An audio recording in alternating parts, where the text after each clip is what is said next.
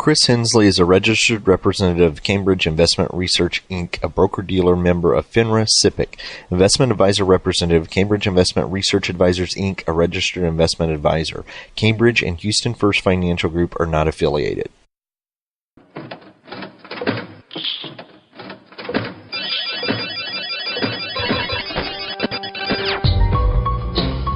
The Houston Midtown chapter of the Society for Financial Awareness presents Money Matters with your host, Christopher Hensley.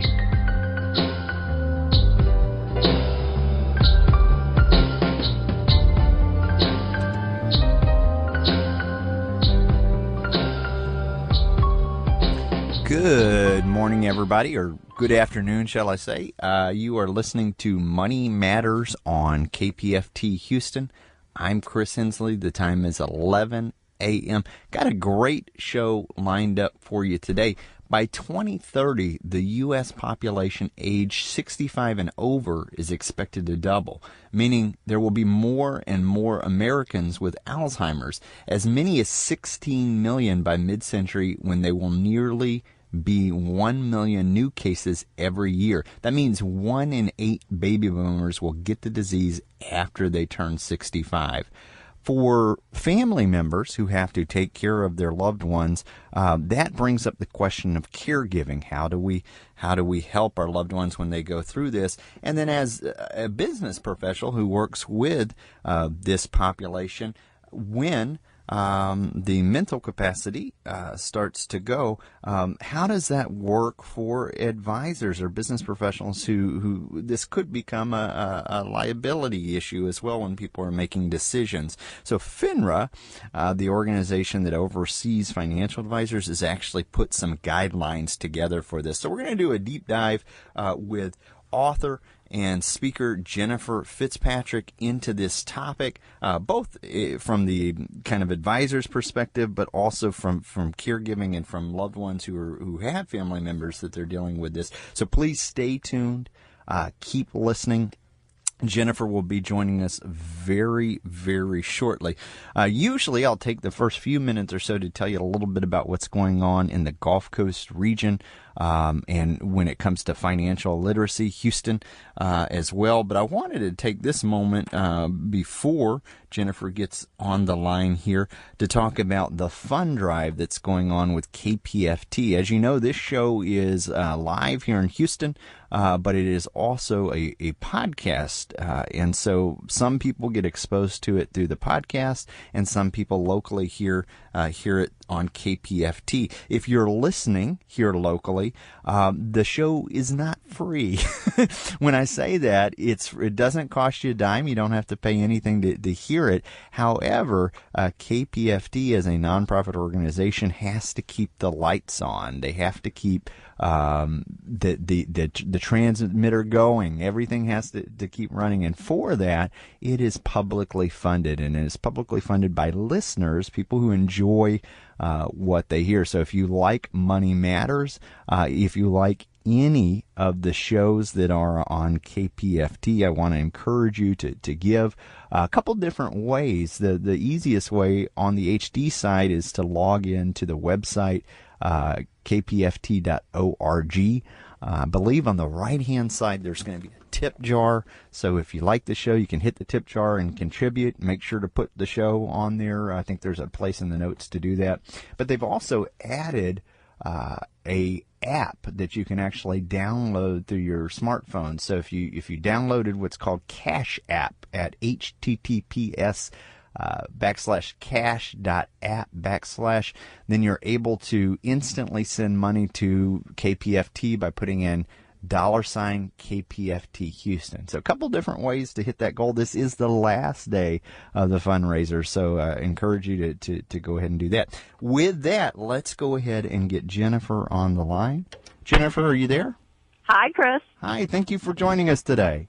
Thanks so much for having me on. Absolutely. So I always kind of start the show the same way. I'll share a little bit of your bio with the listeners so that they can get to know you a little bit better. And you are boy, there's a lot of letters here. So you're an MSW, LCSW-C, CSP, and you are the founder of Generations Health Education, which is a full-service healthcare education organization. You've got over 20 years of experience in the healthcare. You also a gerontology instructor at Johns Hopkins University. Certificate on Aging program, and your mission is to help healthcare organizations and professionals grow while empowering patients and caregivers. You're also the author of the book, which we'll talk about as well, Cruising Through Caregiving, Reducing the Stress of Caring for Your Loved Ones. You got it. That's a great summary. Thanks so much, Chris. Oh boy, that's a mouthful.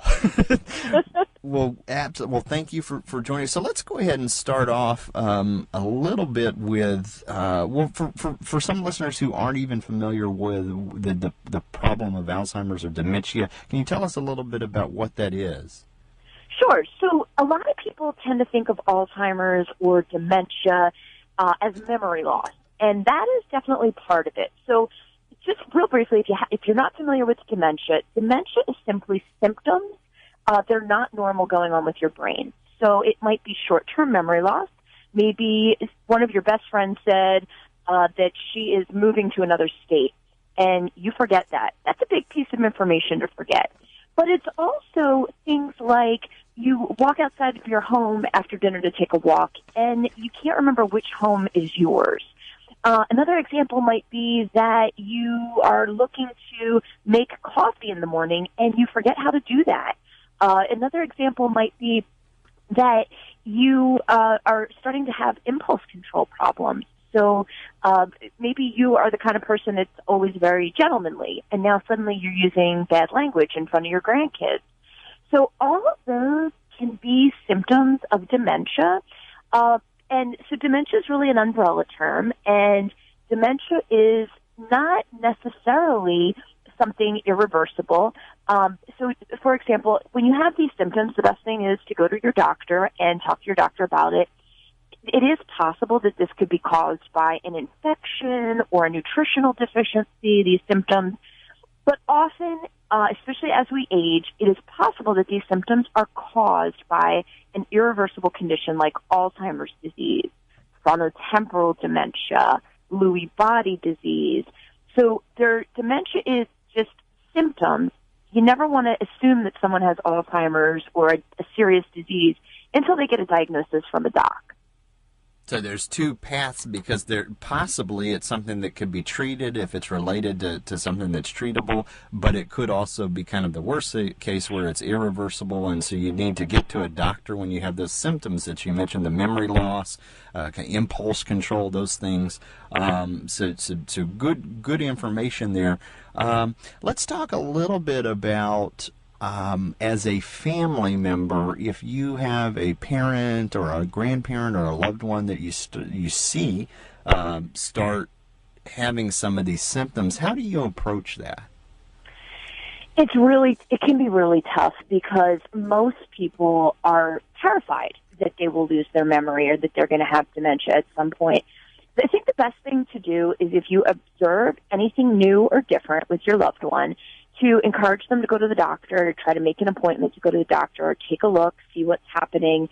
We never want to make the assumption that, it's just old age, or everybody gets Alzheimer's. It's just not true. So what we want to do is just, maybe give them examples of what your concerns are and say, let's make an appointment, let's go to the doctor.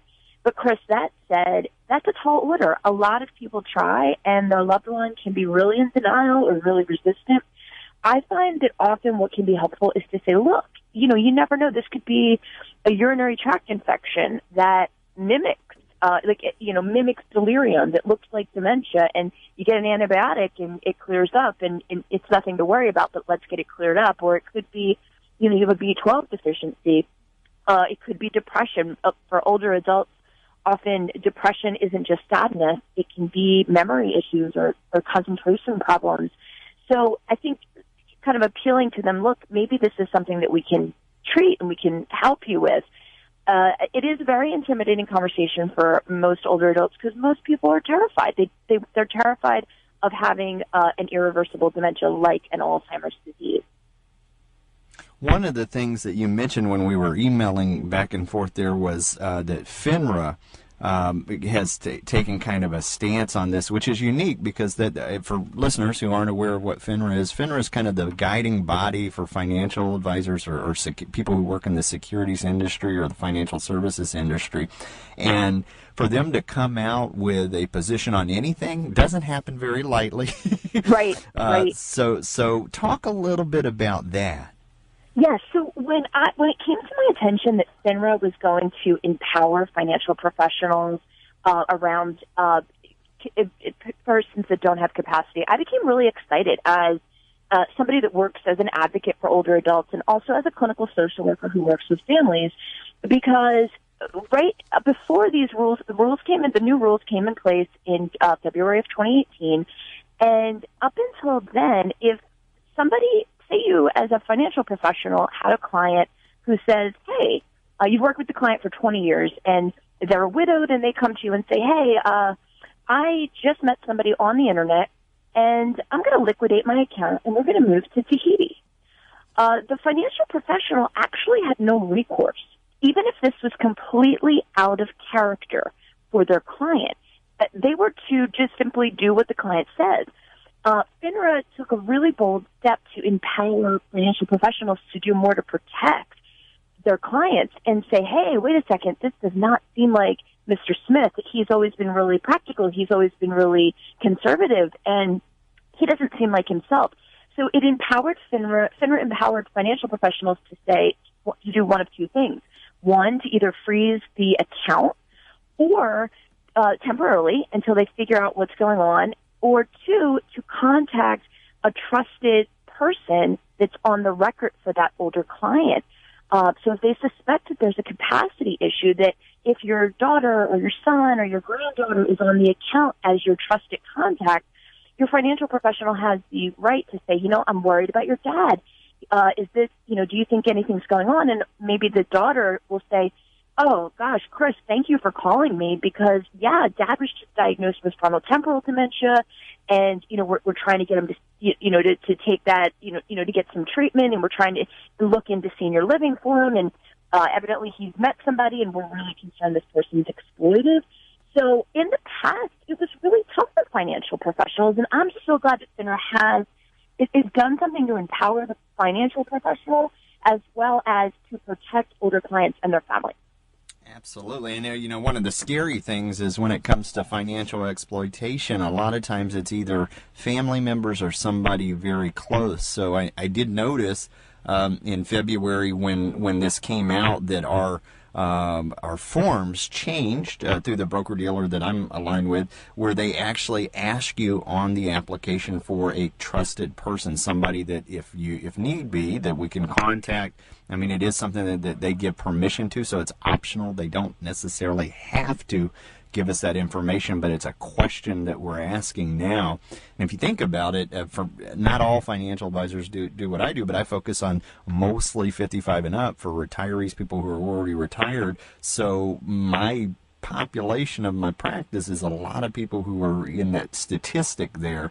So the ability to be able to do more, when you have things like being able to freeze the account, I really like that as well. So let me pause the FINRA information there for a second and kind of go back to the caregiving, because I know one of the things when you have somebody who is got dementia or one of these cognitive impairments or Alzheimer's or something like that, there's something known as compassion fatigue. Can you tell us a little bit about compassion fatigue? Well, compassion fatigue is the whole reason that I wrote the book, Cruising Through Caregiving. And I just want to mention to your listeners, one of my customers in Houston, Eagles Trace, is actually offering free copies of Cruising Through Caregiving to any listener that calls today. The number is 281-249-7150. That's 281-249-7150, and that's Eagles Trace for a free copy of Cruising Through Caregiving. So, compassion fatigue is real. If you're taking care of a loved one who has dementia, it is probably one of the toughest things you will ever do in your whole life. People often think about dementia as, okay, mom's not going to remember if she ate breakfast, or mom's maybe doesn't remember how to get home when she took a walk around the neighborhood. But it's so much more. In the beginning, those are the symptoms. But on average, someone with dementia can live 8 to 10 years with the condition. That's average. Now, some people live longer. So living with this condition, if you're helping mom or you're trying to figure out, can she stay home? Do we need to bring home care in? Do we need to look at a community like Eagles Trace? That is exhausting, and most families can't keep the loved one home in the later stages when you get to year 7, year 8, because it's labor intensive. The symptoms progress that the person can't feed themselves. The person is incontinent, so they can't get to the bathroom, or they don't even realize that they have the urge to go to the bathroom anymore. They often don't recognize people that they've known their whole lives. So it's physically taxing. And if you think about, lifting somebody to go to the bathroom, or lifting somebody to make sure that they don't get a bed sore, most people, if they're at late stages of dementia, most people cannot do it. So I wrote Cruising Through Caregiving. Every single chapter is a different way to reduce the stress of caregiving. And, one chapter talks about how to manage career in caregiving. Another chapter talks about where to find help within your family, friend, and neighbor network. Another chapter talks about how to determine what senior living community might be a good fit for you. So, the big thing is there's not one way to be a good caregiver of somebody who has dementia.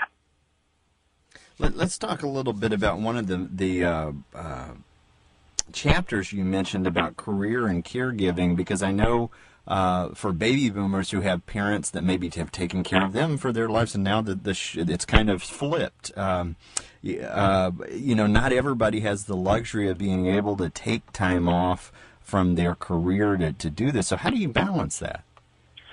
Well, the first thing is that actually the chapter is called Think Really Hard Before You Quit Your Job, because I've worked with countless caregivers over the years that say, I'm almost at retirement.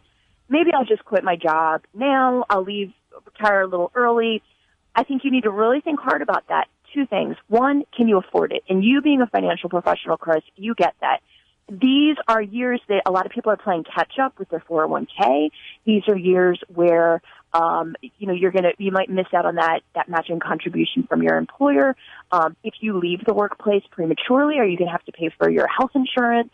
But also, a lot of people, if they quit their job before they're quite ready, they're missing a big part of their lives, especially if you consider your career to be a vocation, if you really love what you do.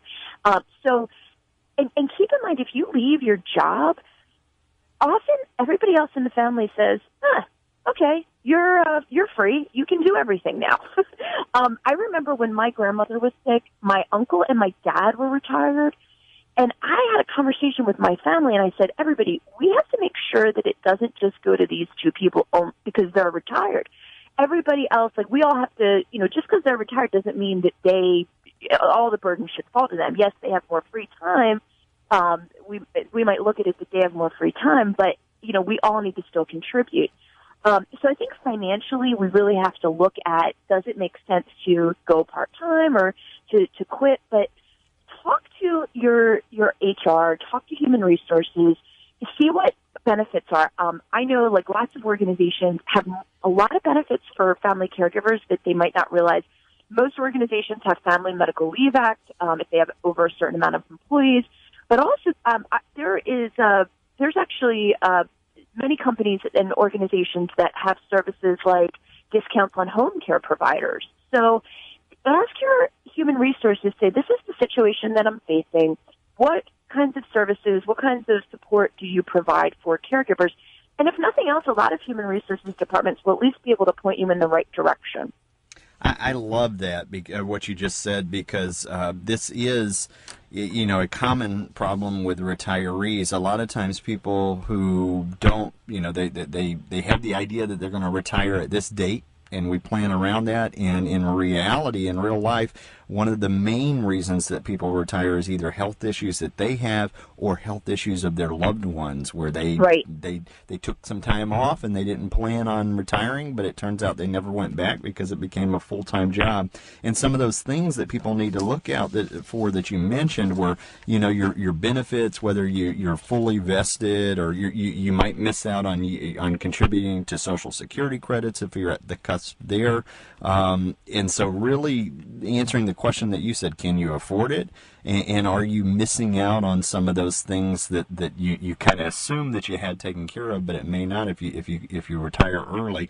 But you also said before making that decision to reach out to the human resources person, and there might be resources available to you through FMLA, or they might have something available through an employee network that you're not aware of. So I like that before taking the leap and making that decision, kind of exhausting all of your plan Bs first. You also mentioned something about if there is one person who retires, and it's a large family, to kind of shift the burden, not to just the person who's retired, but also to the rest of the family members. I think that's something but that doesn't necessarily get discussed a lot. Well, it's not fair. I mean, just like the example that I gave with my family, I tried to be that lookout to say, hey, let's make sure we're not putting it on my uncle and my dad.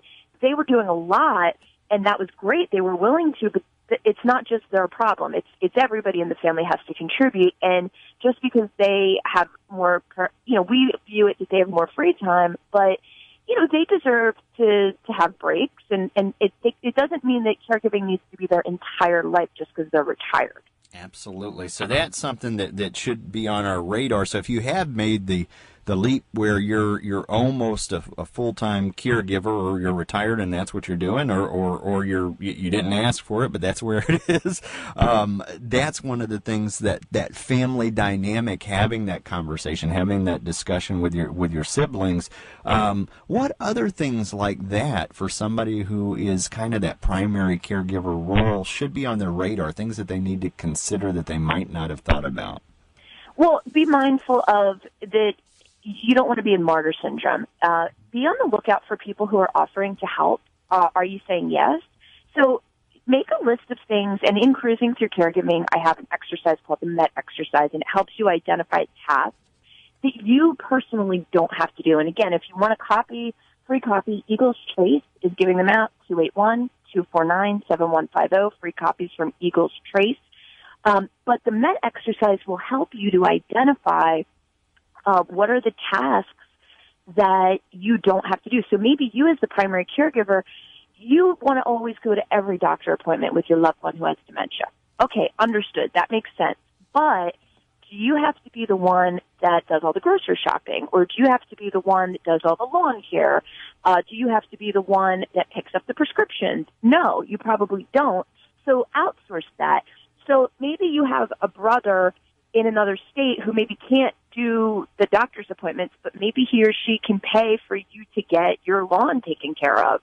And you accept it, because maybe they can't give you their time, but they can pay for something that takes a burden off of you. So maybe, I think a lot of caregivers spend a lot of time being angry at family members that aren't, quote unquote, doing their part. But if they're not willing to give time because of geography, or because maybe they just don't want to, say, look, well, can you contribute financially? Like maybe I can send mom to an adult day center. Or if we decide that senior living is the next step, can you contribute towards that? So again, if somebody, and there's going to be people in your family that maybe aren't going to contribute at all, but give options. What kinds of things would you accept from other people? One of the things you mentioned right at the very beginning is that when it comes to dementia, some of the things that they forget to do could be even eating or bathing or feeding them, taking care of themselves. Since we are not, most family members are not medically trained, when do you know that you need to start handing stuff off? When is it too much where you're trying to carry the burden, or what are those signs that you need to maybe take extra steps? Oh, gosh. So the first thing is when your loved one is diagnosed with a dementia, Alzheimer's, frontotemporal, Lewy body, any of those, start making a plan. You're probably not going to get to keep that person at home for the rest of their lives, just simply because it's just too taxing. Unless you have, 10, 15 people on deck that are willing to take shifts. But even then, like you said, Chris, not everybody has all of those credentials that maybe they can understand, communication. People at the late stages start having nonverbal communication rather than they lose their vocabulary. So I think one sign is if you see any wandering at all, so somebody's getting lost, either they drove their car or they walked away and they couldn't find their way back to where they belong, you need to start looking at help. When even one wandering instance, that person cannot be alone anymore. And it's shocking how many families just don't see that. I'm going to go to the store for 10 minutes. I could tell you hundreds of stories of people that there's tragedy because they were left alone for 10 minutes. So if you are feeling, I have another exercise in Cruising Through Caregiving. It's called the Caregiver Feelings Worksheet. And I encourage folks to do that. Again, a free copy of Cruising Through Caregiving through Eagles Trace, 281-249-7150. Give them a call for your free copy. But in Cruising Through Caregiving, there's this Caregiver's Feelings Worksheet, and take that test. If you've got more negative feelings than you have positive feelings right now in your life, it's time to make a change. It's time to say, should I look at adult day? Should I look at bringing home care in? Should I look at senior living options, like Eagles Trace communities? So I think if you are feeling like caregiving is pretty much all you've got going on in your life, that is a sign that you need to start looking at options. But a lot of people don't do this. I think as soon as there's a diagnosis, start thinking, maybe everything's fine today. Maybe everything will be fine for the next year, the next 2, the next 3 years. But eventually you are going to need more help than you have today. Let's back up. Let's switch a little bit back over to the FINRA topic there. As financial advisors or financial services people who are dealing with this population that is statistically higher to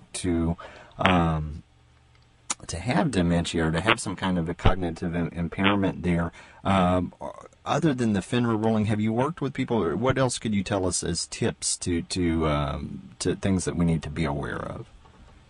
As far as when you work professionally with somebody who has dementia? Yes. Okay, so just my company, Generations, actually, we do CFP trainings online on how to identify red flags, so people that are at risk. And that is, we do like an hour seminar on just the red flags. I think the big thing for financial professionals and other professionals in the workplace to know is that there's no one way to identify that someone has dementia or that they're at risk. So give you an example. I've worked in this field over 20 years. I meet people all the time, and I find out a couple days later, oh, gosh, that person had Alzheimer's. They were having a good day. They look like you and me, Chris. Like they don't sound like they're confused. They don't sound like they're struggling. So just know that don't assume that, okay, there's going to be like, oh, they're going to make no sense all of the time if they have dementia. There are plenty of people out there that have dementia that sound like you and me half the time, and the other half of the time, their families are just struggling because that they're making, simple math errors, and maybe they were an accountant, for example, or, right. They can't follow a simple recipe, and they used to be, somebody that made terrific food. So just know that there are red flags. I think for financial professionals, I think just keep an eye on anything that's odd and unusual for your client. Especially if you've had a long-term relationship and you see weird things like they're missing appointments, or some of their speech pattern sounds off, or if they're making new friends that you've never heard about before, that, especially, somebody online or somebody that came to do repairs at their house, or, anything like that is a little suspicious. If there's any kind of impulse control, like suggestive behavior, flirting that is out of character for that person, using language or words that they would never have used before. So I think the big thing for financial professionals to keep an eye on is anything that's out of character for what you know from your client. Absolutely. Jennifer, thank you so much. We are bumping right here towards the end of the show. For people who would like to find out more, you can actually go to the website www.cruisingthroughcare.com. Thanks for listening to today's episode of Money Matters Podcast. If you enjoyed the show, visit us on the web at www.moneymatterspodcast.com. Drop us a line on SpeakPipe on the right-hand corner. It will receive any voicemails, questions, thoughts, concerns that you have about the show. In addition to this, we recently launched a Patreon campaign. Click on the Donate Now tab to hit the tip jar and find out what Patreon's campaign is all about.